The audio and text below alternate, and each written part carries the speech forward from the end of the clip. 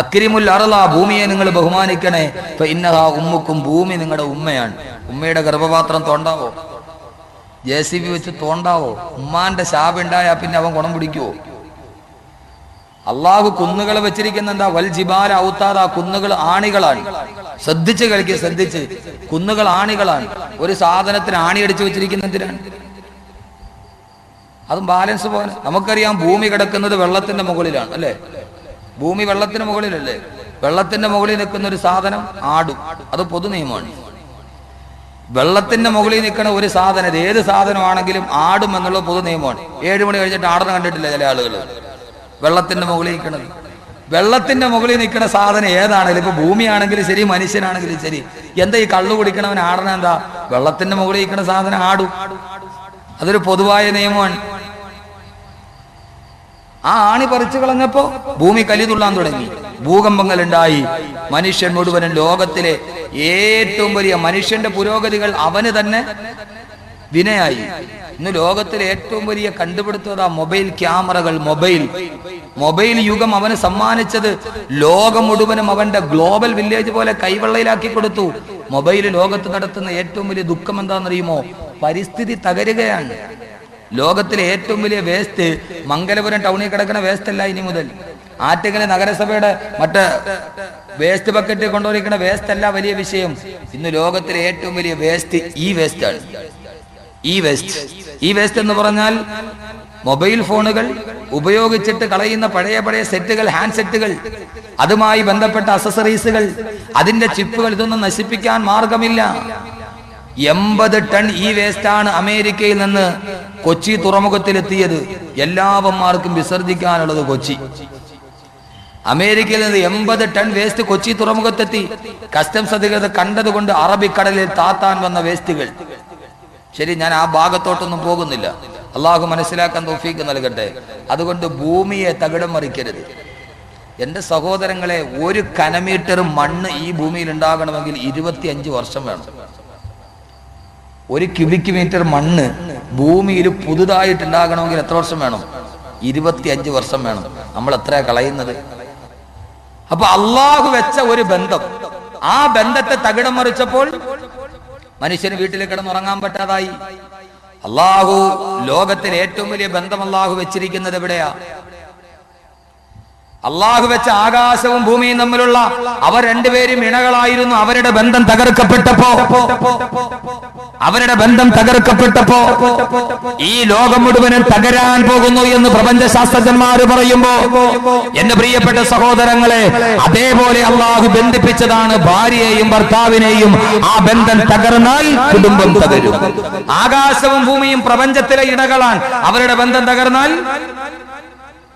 മനസ്സിലാകുന്നുണ്ടോ പറയുന്നത്? അവരുടെ ബന്ധം തകർന്നാൽ ലോകം തകരും. ഒരു കുടുംബത്തിലെ ബന്ധമാണ് ഭാര്യയും ഭർത്താവും തമ്മിൽ. ആ ബന്ധം തകർന്നാൽ കുടുംബം തകരും എന്ന് അള്ളാഹുവിന്റെ വിശുദ്ധ ഖുർആൻ. അതുകൊണ്ട് അള്ളാഹു ആ ബന്ധം തകരാതെ സൂക്ഷിക്കാൻ അള്ളാഹു തൗഫീഖ് നൽകട്ടെ. പരമാവധി അള്ളാഹു തകർക്കാതിരിക്കട്ടെ. തകർക്കാതിരിക്കാൻ എന്ത് ചെയ്യണം? ഖുർആനിലെ ഭാര്യയിലും ഭർത്താവിലേക്ക് ഞാൻ കടന്നു പോവുകയാ. എന്റെ പ്രിയപ്പെട്ട സഹോദരങ്ങളെ, എന്ത് ചെയ്യണം? ഒരു ഭാര്യ ആദ്യം കുടുംബത്തിൽ എന്റെ റോൾ എന്താണ്? എന്റെ കുടുംബം. ഞാൻ ഇന്നലെ കുടുംബത്തെ കുറിച്ച് പറഞ്ഞു. ഇന്നലെ വരാത്തവർക്ക് ചിലപ്പോൾ മനസ്സിലാവണമെന്നില്ല. ഇന്ന് കേട്ടോളീൻ, നന്നായിട്ട് കേൾക്കും. കല്യാണം കഴിക്കാത്തവരും കേട്ടോ. കാരണം ഇനി അവർക്ക് വരാൻ പോകുന്ന ദുരന്ത ഭൂമിയിൽ എന്ത് ചെയ്യണമെന്നറിയണ്ടേ? ഇതല്ലാതെ വേറെ എന്താ സംസാരിക്കുക? ഒരു ഭാര്യ, അവൾക്ക് കുടുംബത്തിലെ റോൾ എന്താണ്? ഒരു ഭർത്താവ്, ആ ഭർത്താവിന് കുടുംബത്തിലെ റോൾ എന്താണ്? ഖുർആൻ എന്ത് പറയുന്നു? ഒരു ഭാര്യ അവളുടെ ചുമതല മനസ്സിലാക്കിയാൽ, ഒരു ഭർത്താവ് കുടുംബത്തിൽ അവന്റെ ചുമതല മനസ്സിലാക്കിയാൽ, എന്താണ് ചുമതല? ഖുർആൻ തന്നെ പറയട്ടെ. അല്ലാഹുവിന്റെ ഖുർആൻ പറയുകയാണ്, പുരുഷനെന്ന് പറഞ്ഞാൽ രാത്രിയാണ്, പെണ്ണെന്ന് പറഞ്ഞാൽ പകലാണെന്നുള്ള വിശുദ്ധ ഖുർആൻ.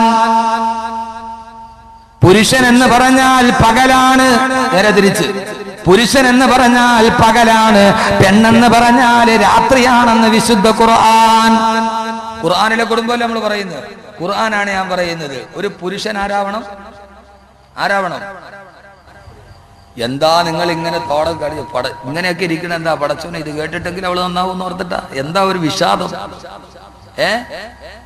നനസ്തായിട്ട് മനസ്സിലാക്കി സദസ് ഇങ്ങോട്ട് വരും, മനസ്സ് തമ്മിൽ ഒരു അട്രാക്ഷൻ ഉണ്ടാവട്ടെ. പുരുഷൻ എന്ന് പറഞ്ഞാൽ പുരുഷൻ രാത്രിയാ, ബ്ലാക്ക് ആൻഡ് വൈറ്റ് ഒക്കെ അവരാവട്ടെ. പുരുഷൻ എന്ന് പറഞ്ഞാൽ പകൽ, സ്ത്രീ എന്ന് പറഞ്ഞാൽ രാത്രി. ഈ രണ്ടിന്റെയും ചുമതലയാണ് അവർക്ക് ഖുർആൻ. അള്ളാഹു ബോധം നൽകട്ടെ. അള്ളാഹു നമ്മളെ കുറിച്ച്, ഞാൻ ആരാന്നറിഞ്ഞാൽ പിന്നെ എനിക്കറിയാവില്ല ഞാൻ എന്ത് ചെയ്യണമെന്ന്. എന്റെ സഹോദരിമാർ സ്ത്രീകൾ വന്നിട്ടുണ്ടോ? അതൊക്കെ എവിടെയാ? ആഡിറ്റോറിയത്തിന്റെ അകത്താ. അത് തന്നെ കുടുംബത്തിന്റെ തുടക്കം ഒടുക്കോ നടക്കുന്നിടത്ത് തന്നെ കേട്ട്. നമ്മുടെ നാടിന്റെ അടുത്തൊരു കല്യാണം നടന്നു. 12 മണിക്ക് നിക്കാഹ്, 1 മണിക്ക് തലാക്ക്. 12 മണിക്ക് നിക്കാഹ് നടത്തി, 1 മണിക്ക് തലാക്ക് നടത്തി. എന്താ സംഭവം? ചെറുക്കന്റെ വീട്ടുകാർ വന്നപ്പോ അവർക്ക് ഒരാൾ രണ്ടാമത് ചോറ് ചോദിച്ചു. നിന്നവൻ കൊടുത്തില്ല. അവൻ തിരിച്ചു പോയപ്പോ എന്തടേ നമുക്ക് ചോറ് തരൂല്ല എന്നായി ആൾ. എന്തുവാടെ അടങ്ങിയിരുന്നൂടെ എന്നായി പെണ്ണിന്റെ വീട്ടിന്റെ ഭാഗത്തുള്ളവൻ. അവസാനം 2 പേരും കൂടെ അങ്ങ് തുടങ്ങി അടി, അങ്ങ് തുടങ്ങിയിട്ട് അവസാനം 1 മണിക്ക് തലാക്ക്. അവസാനം ചെറുക്കം പിടിച്ചിട്ട് പെണ്ണിന്റെ വാപ്പായെ അടിച്ചു. എന്റെ വാപ്പാനെ അടിച്ചവനെ എനിക്കിനി വേണ്ട, കാരണം ഇന്ന് രാത്രി അവൻ എന്നെ തിരിച്ചടിക്കുമെന്നായി പെണ്ണ്. അവസാനം അത് അവിടെ വെച്ച് തീർന്നു. ഈ അടുത്ത സമയത്ത് പത്രത്തിൽ, ഈ അടുത്ത സമയത്ത് ഇവിടെ എവിടെയോ നടന്നൊരു സംഭവം, ആഡിറ്റോറിയത്തിൽ വെച്ചടി. അതെവിടെയാന്ന് എനിക്ക് അറിഞ്ഞുകൂടെ. സ്ഥലമൊന്നും പറയണ്ട, അതുവഴിയൊക്കെ പോകണം നാളെ രാവിലെ. അതല്ലേ, ഏതായാലും ശരി. അള്ളാഹു മനസ്സിലാക്കാൻ തൗഫീഖ് നൽകട്ടെ. ഖുർആനിലെ കുടുംബം, ഇതിൽ ഖുർആനിൽ അള്ളാഹു പറയുന്നു, ഇത് അള്ളയാണ് പറയുന്നത്, ഞാനല്ല. ഒരു ഭാര്യയുടെ ദൗത്യം ഏതാണ്? ഒരു ഭർത്താവിന്റെ റോൾ ഏതാണ്? ഖുർആൻ. അള്ളാഹുവിന്റെ ഖുർആൻ പറഞ്ഞു, ഭാര്യ എന്ന് പറഞ്ഞാൽ രാത്രിയാണ്, ഭർത്താവ് എന്ന് പറഞ്ഞാൽ പകലാണെന്ന് വിശുദ്ധ ഖുർആൻ. അള്ളാഹുവാണ് സഹോദരങ്ങളെ നമുക്ക് ഈ ചുമതല നൽകിയത്. കേൾക്കുക, അള്ളാഹിന്റെ ഖുർആനല്ലയോ. വല്ലൈലി ഇദാ യഗ്ശാ വന്നഹാരി ഇദാ തജല്ലാ വമാ ഖലഖൽ ദക്കറ വൽഉൻസാ. എത്രയോ പ്രാവശ്യം നമ്മൾ ഓതുന്ന സൂറത്താണ്, എത്ര പ്രാവശ്യം നമ്മൾ കേട്ട സൂറത്താണ്. എപ്പോഴെങ്കിലും നിങ്ങൾ കേട്ടിട്ടുണ്ടോ? നമസ്കാരത്തിന്, ജമാഅത്ത് നമസ്കാരത്തിന് നിൽക്കുമ്പോൾ ഖത്തീബ് ഓതാറില്ലേ? ആ സമയത്ത് കൈകെട്ടുമ്പോൾ ഓർക്കാറുണ്ടോ? അല്ലാഹുവേ, എന്റെയും എന്റെ ഭാര്യയെയും കുറിച്ച് പറയുന്ന ആയത്താണെന്ന് അല്ലാഹു പറയുകയാണ്. വല്ലൈലി ഇദാ യഗ്ശാ, ഇരുൾ മുട്ടിക്കിടക്കുന്ന രാത്രിയെ തന്നെയാണ് സത്യം. വന്നഹാരി ഇദാ തജല്ലാ, പ്രകാശം പരക്കുന്ന പകലിനെ തന്നെയാണ് സത്യം. ഇരുൾ മുട്ടിയ രാത്രി തന്നെയാണ് സത്യം. പ്രകാശം പരന്നു നിൽക്കുന്ന പകലിനെ തന്നെയാണ് സത്യം. ശ്രദ്ധിച്ചു കേൾക്കണേ. രാത്രിയെയും പകലിനെയും പറഞ്ഞിട്ട് അല്ലാഹു പിന്നെ പറയുന്നത് എന്താ? വമാ ഖലഖൽ ദക്കറ വൽഉൻസാ, ആണിനെയും പെണ്ണിനെയും സൃഷ്ടിച്ച അല്ലാഹുവിനെ തന്നെയാണ് സത്യം. സുബ്ഹാനല്ലാഹ്. ഈ സൂറത്ത് എത്ര പ്രാവശ്യം കേൾക്കാറുണ്ട്? നിൽക്കുന്നവർക്കൊക്കെ ഇരിക്കാൻ സീറ്റുണ്ട്, കസേരയുണ്ട്. ഉള്ള കസേരയൊക്കെ ആ ഫ്രണ്ട് ബോക്സ് ഇരുത്തിയാൽ ചിലപ്പോ കുറച്ച് കസേരയൊക്കെ അങ്ങ് ബാക്കിലോട്ട് ഇട്ട് കൊടുക്കും. ഷൈജു ഒന്ന് ഇവിടെ ഈ ബോക്സിന്റെ അവിടെ ഇരിക്കാൻ പറ്റൂല. അവരൊക്കെ ഇരിക്കട്ടെ, നിങ്ങൾ അവിടെയൊക്കെ സൗകര്യം ഉള്ളതുപോലെ ഇരുന്നാൽ മതി, നിർബന്ധമൊന്നുമില്ല. സദസ്സിൽ തന്നെ ഇരുന്ന് ചില ആളുകൾക്ക് ധൃതി ഉണ്ടാവും, അവർ ശബ്ദം കേട്ട് വന്നവരായിരിക്കും. പരമാവധി കേൾക്കുന്നത് ഇരുന്ന് കേൾക്കും. ആ ഭിത്തി ചാരിക്കുന്നവർക്കൊക്കെ കൊടുക്കും. അവരൊക്കെ ഇരിക്കട്ടെ, സൗകര്യമുള്ളതുപോലെ ഇരിക്കും. എനിക്ക് എൻ്റെ പ്രസംഗത്തിൽ നിബന്ധനയൊന്നുമില്ല അകത്ത് കയറി വന്നിരിക്കണമെന്ന്. കഴിയുന്നവരിയ്ക്കും, അല്ലാത്തവർ ചില ആളുകൾ കേൾക്കണമെന്ന് ആഗ്രഹമുണ്ട്, പോകണമെന്നുണ്ടായിരിക്കും. അതുകൊണ്ട് വന്നിട്ട് എഴുന്നേറ്റ് പോകണം. അങ്ങനെ സുബ്ഹാനല്ലാഹ്. ഇവിടെ കേക്കി വല്ലൈലി ഇദാ യഗ്ശാ ഓതാത്ത ആളുകളുണ്ടോ? ഉണ്ടോ? പക്ഷെ ഇത് കുടുംബമാണെന്ന് ഓർത്തിട്ടുണ്ട് ആരേലും? എന്താ ഭാര്യയുടെ ദൗത്യം? എന്താ അല്ലാഹു പറയാൻ കാരണം എന്താ? വല്ലൈലി രാത്രിയെ പറഞ്ഞു, വന്നഹാരി പകലിനെ പറഞ്ഞു. അതിനുശേഷം അല്ലാഹു പറയുകയാണ്, വമാ ഖലഖൽ ദക്കറ വൽഉൻസാ, ആണിനെയും പെണ്ണിനെയും സൃഷ്ടിച്ച അല്ലാഹനെ തന്നെയാണ് സത്യം എന്ന് പറഞ്ഞാൽ അതിന്റെ അർത്ഥം എന്താ? അല്ലാഹുവിന്റെ ഖുർആൻ പറഞ്ഞു, പെണ്ണെന്ന് പറഞ്ഞാൽ രാത്രിയാണ്, പുരുഷനാണോ പകലാണ് എന്ന് പറഞ്ഞാൽ നമുക്കറിയാമല്ലോ. പകൽ സമയമാകുമ്പോ സൂര്യന്റെ വല്ലാതെ ചൂടേറ്റിട്ട് ഭൂമി വല്ലാതെ ചുട്ടുപൊള്ളി കിടക്കുകയാണ്. ഖുർആനിലെ ഭാര്യയും ഭർത്താവും ഇവിടെ നിന്ന് നമുക്ക് തുടങ്ങാം. അള്ളാഹു നമുക്ക് മനസ്സിന് ചിന്ത നൽകുമാറാകട്ടെ. നട്ടുച്ച നേരത്ത് ചുട്ടുപൊള്ളി കിടക്കുകയാണ് ഭൂമി സൂര്യന്റെ ചൂട് കാരണത്താൽ. വൈകുന്നേരം വരെ ഭൂമി വല്ലാതെ തിളച്ചു മറിയുമ്പോ ആ ഭൂമിക്കൊരൽപ്പം തണുപ്പ് കൊടുക്കാനല്ലയോ രാത്രി കടന്നു വരുന്നത്. ഈ സൂര്യൻ അസ്തമിക്കുകയാണ്, ചന്ദ്രൻ ഉദിക്കുകയാണ്, ഭൂമിക്ക് തണുപ്പ് വരികയാണ്. രാവിലെ മുതൽ വൈകുന്നേരം വരെ കത്തിച്ചൊരുക്കുന്ന സൂര്യന്റെ താഴെ ഭൂമി ചുട്ടുപൊള്ളി കിടക്കുമ്പോ ആ സമയത്ത് ഭൂമിക്കൊരൽപ്പം തണുപ്പ് കിട്ടുന്നത് എപ്പോഴാ? രാത്രി വരുന്നത് അതിനു വേണ്ടിയല്ലയോ ഭൂമിക്ക് തണുപ്പ് കൊടുക്കുവാൻ. അല്ലാഹുവിന്റെ ഖുർആൻ പറഞ്ഞു, പുരുഷൻ എന്ന് പറഞ്ഞാൽ പകലാണ്. രാവിലെ മുതൽ വൈകുന്നേരം വരെ കമ്പോളത്തിലോ കച്ചവടത്തിലോ പോയി അവൻ തന്റെ ജീവിതത്തിന്റെ രണ്ടറ്റം തമ്മിൽ കൂട്ടുമുട്ടിക്കാൻ വേണ്ടി പാടുപെട്ട് കച്ചവടത്തിൽ 1000 പ്രശ്നങ്ങളുമായി, അവന്റെ നിത്യജീവിതത്തിന്റെ 1000 പൊള്ളുന്ന പ്രശ്നങ്ങളുമായി രാവിലെ ഇറങ്ങിപ്പോകുന്ന ഭർത്താവ് സന്ധ്യയാകുമ്പോൾ വീട്ടിലോട്ട് കയറി വരുമ്പോ ഭൂമിയേക്കാൾ ചൂട് അവന്റെ മനസ്സിനാണ്. ഭൂമിയേക്കാൾ ചുട്ടുകൊള്ളുന്ന മനസ്സുമായി 1000 പ്രയാസങ്ങളുമായി ചുട്ടുകൊള്ളുന്ന പകലിനെ പോലെയുള്ള മനസ്സുമായി സന്ധ്യക്ക് വീട്ടിലോട്ട് കയറി വരുമ്പോ ആ ചുട്ടുകൊള്ളുന്ന മനസ്സുമായി കയറി വരുന്ന ഭർത്താവിന്റെ ചുട്ടുകൊള്ളുന്ന മനസ്സിലേക്ക് തണുപ്പ് നൽകേണ്ട.